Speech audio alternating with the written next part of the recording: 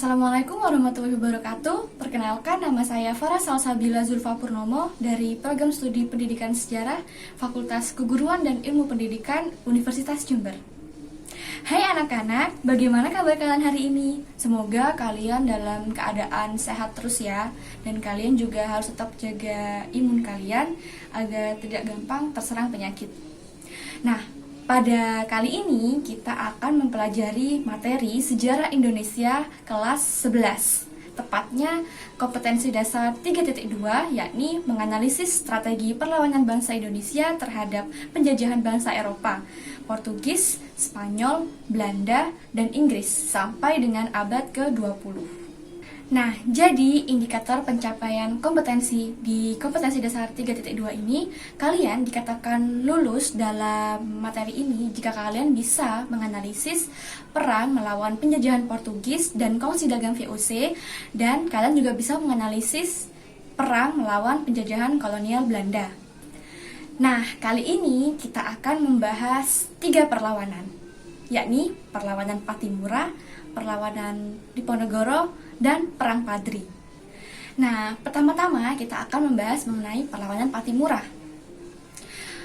Tentu saja kalian di sini gak asing kan dengan yang namanya Patimura.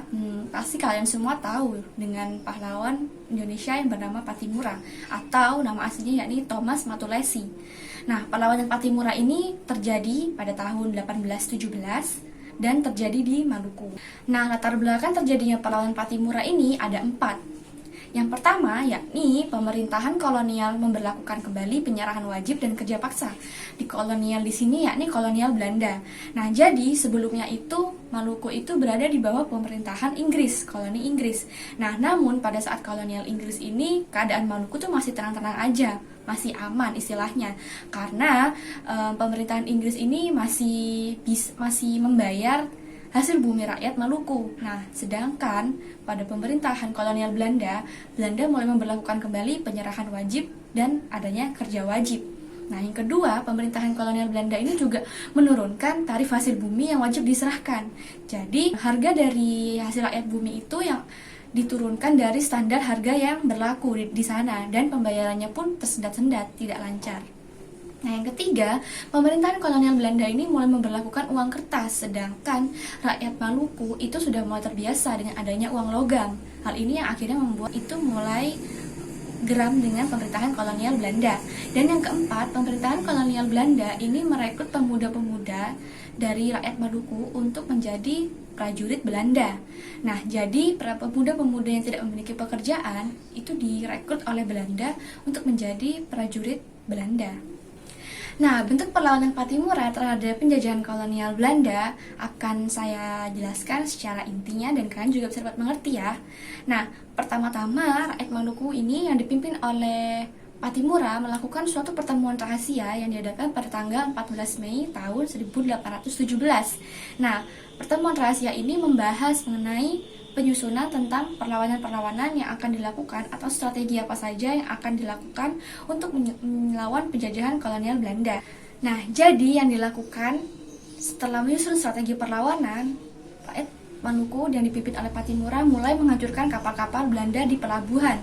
Nah, hal ini dilakukan agar kapal-kapal itu kan dulunya itu digunakan sebagai untuk menyimpan logistik, untuk menyimpan persenjataan, untuk menyimpan alat-alat perang. Nah, jadi pada awalnya itu rakyat Maluku mulai menghancurkan kapal-kapal Belanda di pelabuhan.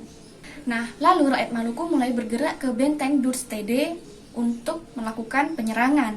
Nah, setelah sesampainya di benteng Dürstede, akhirnya rakyat Maluku yang berbekal keris dan alat-alatnya itu masih sederhana, alat-alat perangnya, berbeda dengan penjajahan kolonial Belanda yang sudah mulai menggunakan teknologi yang canggih. Nah, tapi dengan semangat juang yang gigih, akhirnya rakyat Maluku yang dipimpin oleh Kapitan Patimura berhasil menaiki dinding benteng Dürstede dan berhasil menduduki benteng Dürstede, serta juga berhasil membunuh Residen Vandenberg. Nah, ketika berhasil menduduki benteng Dürstede dan membunuh Residen Vandenberg, serta berhasil menggagalkan bantuan dari prajurit Belanda dan membunuh Mayor Bitjes, keadaan Belanda sudah mulai terdesak. Nah, akhirnya Belanda mulai memperkuat kekuatan perangnya, memperkuat prajuritnya, sehingga rakyat Maluku gagal menduduki benteng Zeelandia. Diakibatkan dari pihak Belanda itu sudah mulai memperketat keamanan dan memperkuat persenjataan perangnya. Nah, sehingga kedua belah pihak ini sudah mulai terdesak. Akhirnya upaya perundingan pun mulai ditawarkan dari kedua belah pihak, namun tidak ada kesepakatan. Jadi tidak ada yang menguntungkan kedua belah pihak. Nah, sehingga pada bulan Agustus tahun 1817 Belanda berhasil memblokade Pulau Saparua dan Belanda berhasil menduduki benteng Dorstede kembali. Nah, jadi yang awalnya benteng Dorstede ini sudah berhasil dikuasai oleh rakyat Maluku, nah itu mulai direbut kembali oleh Belanda. Nah, sehingga Patimura dan pengikutnya akhirnya berusaha untuk meloloskan diri dan melakukan penyerangan secara gerilya. Nah, Kapitan Patimura dalam melakukan aksinya pun nggak sendirian, dia juga dibantu oleh Christina Matatiahahu. Nah, kalian pasti juga nggak asing kan dengan Christina Matatiahahu. Christina Matatiahahu ini juga memiliki seorang ayah yang bernama Kapitan Paulus Tiahahu. Nah, yang akhirnya Kapitan Paulus Tiahahu ini ditangkap dan dijatuhi hukuman mati oleh Belanda karena dia juga berusaha melawan penjajahan kolonial Belanda. Belanda ini mulai mengumumkan sayembara, yang mana yang dapat menangkap Patimura akan diberi hadiah 1000 gulden. Jadi kan setelah benteng Dorstede itu berhasil dikuasai kembali oleh Belanda, Patimura dan pengikutnya kan mulai bergerilya, jadi menyerang secara sembunyi-sembunyi. Nah, jadi Belanda mulai mengumumkan sayembara bahwa yang dapat menangkap Patimura ini akan diberi hadiah 1000 gulden. Nah, namun setelah 6 bulan memimpin perlawanan, akhirnya Patimura berhasil ditangkap oleh kolonial Belanda dan dihukum gantung pada tanggal 16 Desember tahun 1817. Nah, sedangkan rekannya Christina Matatiahahu juga tertangkap, namun dia tidak dibunuh, melainkan dia dikirim sebagai tenaga kerja rodi di Pulau Jawa. Namun, Christina Matatiahahu ini meninggal pada tanggal 2 Januari tahun 1818. Dan jasadnya ini pun dibuang di laut. Dan berdasarkan sumber sejarah, jasad dari Christina Matatiahahu ini dibuang di antara Pulau Buru dan Pulau Tiga. Nah, begitulah kronologi dan akhir dari perlawanan Patimura. Nah, sekarang kita akan pindah untuk membahas mengenai Perang Diponegoro. Yuk. Nah, Perang Diponegoro atau yang bisa disebut dengan Perang Jawa ini berlangsung cukup lama, yakni pada tahun 1825 sampai 1830. Kalian di sini pasti nggak asing dengan yang namanya Perang Diponegoro. Nah, perang ini terjadi di daerah Jawa Tengah dan sempat merembet atau meluas di daerah Jawa Timur dan berlangsung pada tahun 1825 sampai dengan 1830. Nah, latar belakang Perang Diponegoro ini, perjuangannya ini ditujukan untuk melawan kekuasaan asing, yakni penguasa kolonial Hindia Belanda, yang mana kolonial Belanda ini selalu ikut campur dalam urusan pemerintah kerajaan. Nah, jadi karena kolonial Belanda itu sering kali ikut campur dalam urusan pemerintahan kerajaan Yogyakarta, hal itulah yang akhirnya membuat Pangeran Diponegoro gerab dengan kolonial Belanda. Nah, lalu juga ada penyebab-penyebab Perang Diponegoro. Nah, penyebab Perang Diponegoro ini ada dua, yakni sebab umum dan sebab khusus. Nah, yang mana sebab umumnya ini ada tiga. Nah, yang pertama yakni rakyat dibelit berbagai bentuk pajak dan pungutan. Nah, jadi rakyat Yogyakarta itu mulai dibebankan dengan pajak yang sangat banyak. Jadi Pangeran Diponegoro ini melihat rakyatnya itu semakin kesusahan dan menanggung beban yang berat karena harus membayar segala bentuk pajak dan pungutan. Nah, yang kedua yakni pihak Keraton Yogyakarta itu tidak memiliki kuasa atau tidak berdaya dalam menghadapi kolonial Belanda, karena kolonial Belanda ini selalu ikut campur dalam urusan politik pemerintahan Yogyakarta. Nah, yang ketiga, pihak Keraton Yogyakarta ini hidup bermewah-mewah. Nah, sedangkan rakyatnya itu menderita karena banyaknya beban yang ditanggung oleh rakyatnya. Nah, akhirnya Pangeran Diponegoro mulai marah atau geram terhadap pihak keraton, yang dimana mereka itu tidak mempedulikan rakyatnya yang sedang memiliki banyak penderitaan. Nah, kemudian penyebab Perang Diponegoro ini juga ada sebab khususnya. Sebab khususnya itu juga ada dua, Nah, yang pertama, Pangeran Diponegoro ini tersingkir dari elit kekuasaan karena beliau menolak untuk bekerja sama atau berkompromi dengan pemerintahan kolonial Belanda. Nah, sehingga Pangeran Diponegoro ini memilih mengasingkan diri ke Tegalrejo. Yang kedua, pemerintah kolonial Belanda melakukan sebuah provokasi, yakni membuat jalan atau patok yang mana melewati makam leluhur Pangeran Diponegoro. Hal inilah yang akhirnya membuat Pangeran Diponegoro marah dan geram terhadap pemerintahan kolonial Belanda. Nah, selanjutnya saya akan membahas mengenai bentuk perlawanan Perang Diponegoro. Nah, tapi saya hanya membahas mengenai inti-intinya saja ya, supaya kalian bisa lebih memahami. Nah, jadi Pangeran Diponegoro itu membangun pusat pertahanan di daerah Selarong. Jadi membuat benteng pertahanan atau pusat pertahanannya itu ada di daerah Selarong. Nah, dan Pangeran Diponegoro ini memimpin pasukannya dengan melakukan perang secara gerilya atau sembunyi-sembunyi. Jadi dari benteng pertahanan Belanda yang satu dengan benteng pertahanan Belanda yang lain dilakukan secara sembunyi-sembunyi. Nah, karena taktiknya inilah yang akhirnya membuat Belanda ini mulai kewalahan menghadapi Pangeran Diponegoro beserta pasukannya.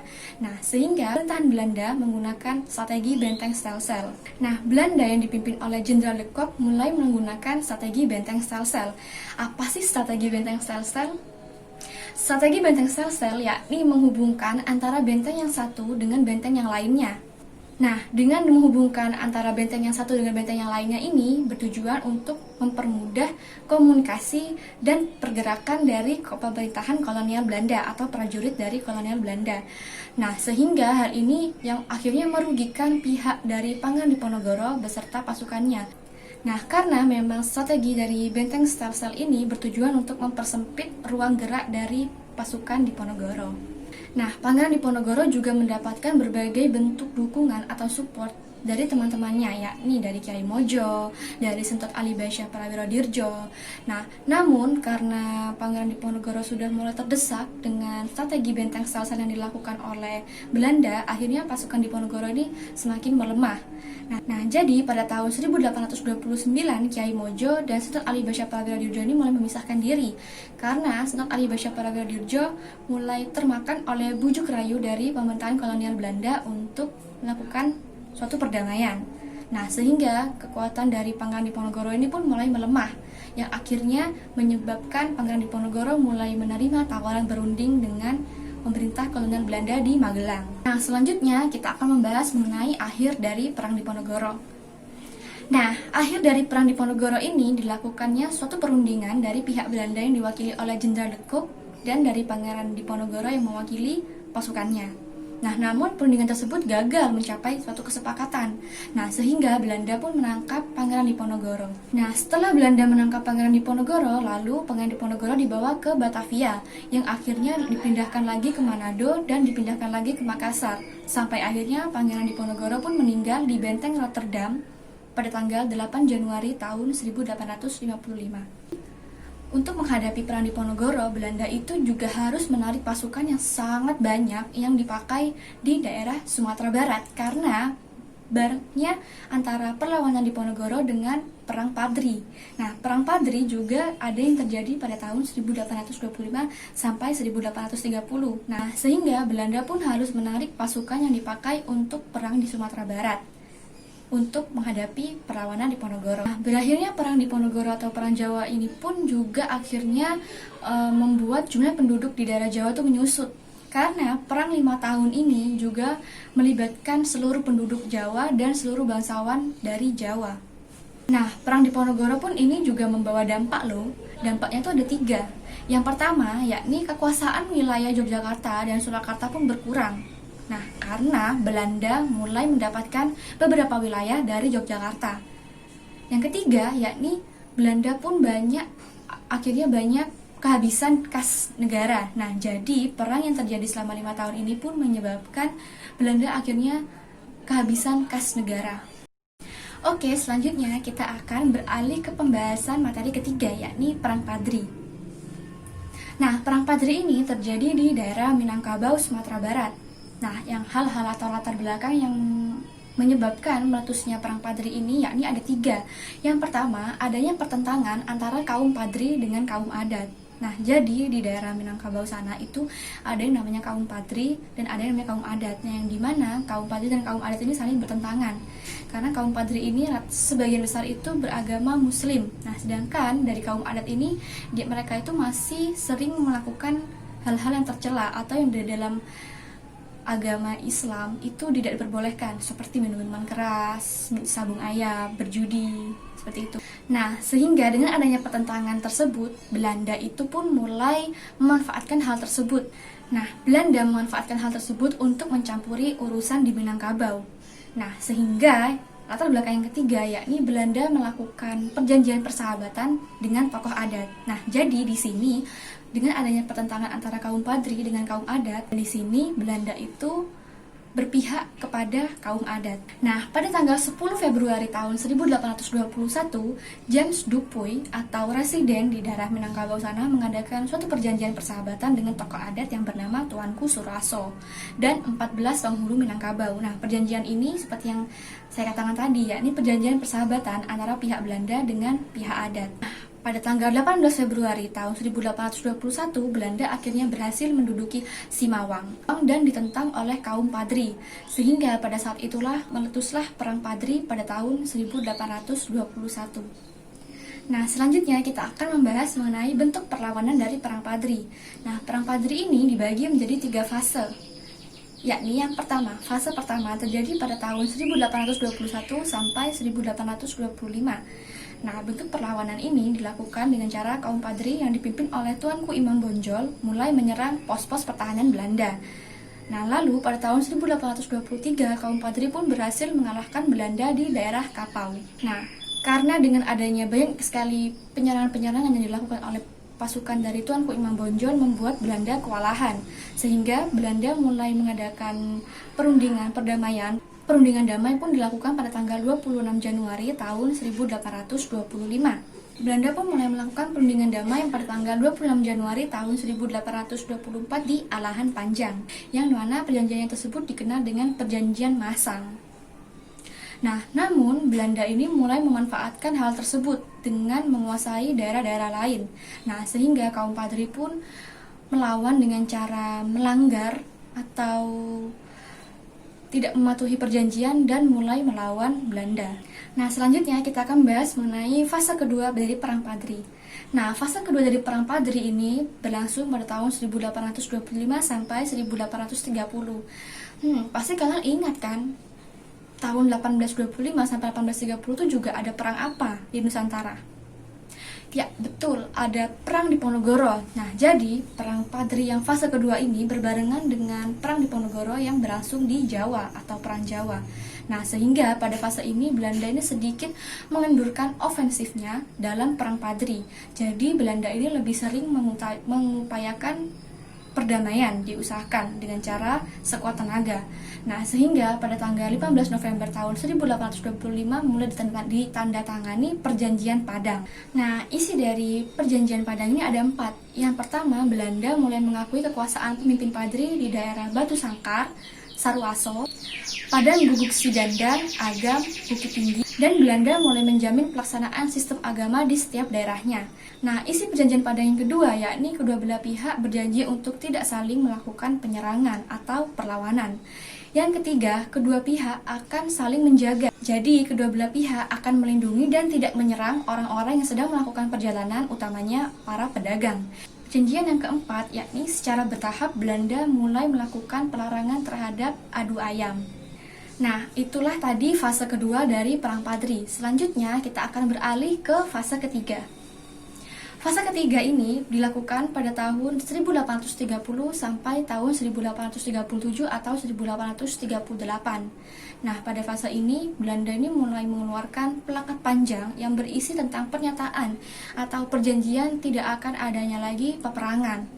Nah, sehingga pada tahun 1834 Belanda ini pun mulai mendekati Tuanku Imam Bonjol untuk usaha perdamaian. Namun tepatnya 3 tahun setelahnya, yakni pada tanggal 16 Agustus tahun 1837, Benteng Bonjol pun berhasil dikuasai oleh Belanda. Nah, sehingga akhir perlawanan dari Perang Padri ini, yakni Tuanku Imam Bonjol pun berhasil meloloskan diri dari pihak Belanda.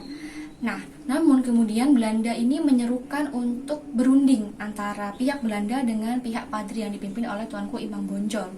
Nah, sehingga pada tanggal 28 Oktober tahun 1837, Tuanku Imam Bonjol pun berhasil menerima tawaran untuk berdamai dengan kolonial Belanda. Namun ternyata itu hanyalah tipu muslihat yang diciptakan atau dilakukan oleh pihak kolonial Belanda. Nah, sehingga Tuanku Imam Bonjol pun berhasil ditangkap dan dibawa ke Batavia. Nah, itulah tadi bentuk perlawanan atau perang melawan penjajahan kolonial Belanda. Coba mari kita ulas kembali. Yang pertama, tadi kita membahas mengenai perlawanan Pattimura yang dilakukan oleh Kapitan Pattimura dan temannya Kristina Marta Tiahahu serta rekan-rekannya yang lain. Nah, perlawanan Pattimura ini terjadi di Maluku pada tahun 1817. Nah, materi yang kedua yakni mengenai perlawanan Diponegoro. Nah, perlawanan Diponegoro atau bisa disebut dengan Perang Jawa ini terjadi di Jawa, yakni di daerah Jawa Tengah dan akhirnya merembet ke Jawa Timur yang terjadi pada tahun 1825 sampai 1830 dan berhasil memakan korban hingga penduduk Jawa setelah berakhirnya perang menyusut. Nah, materi yang terakhir atau yang ketiga yakni Perang Padri yang terjadi pada tahun 1821 sampai 1837 yang mana terbagi menjadi 3 fase dan tiga-tiganya itu dipimpin oleh Tuanku Imam Bonjol. Nah, setelah kita membahas 3 perlawanan itu tadi, coba kalian rangkum inti atau poinnya secara gamblang agar kalian juga bisa dengan gampang mempelajari ketiga perlawanan itu tadi, yakni perlawanan Pattimura, Perang Diponegoro, dan Perang Padri. Nah, baiklah, cukup sekian yang bisa saya sampaikan. Saya minta maaf apabila ada kekurangan atau salah dalam penyampaian materi atau salah dalam tingkah laku dan perbuatan. Sekian, semoga materi ini bisa bermanfaat untuk kalian semua. Tetap jaga kesehatan dan jangan pernah melupakan sejarah. Baik, terima kasih. Wassalamualaikum warahmatullahi wabarakatuh.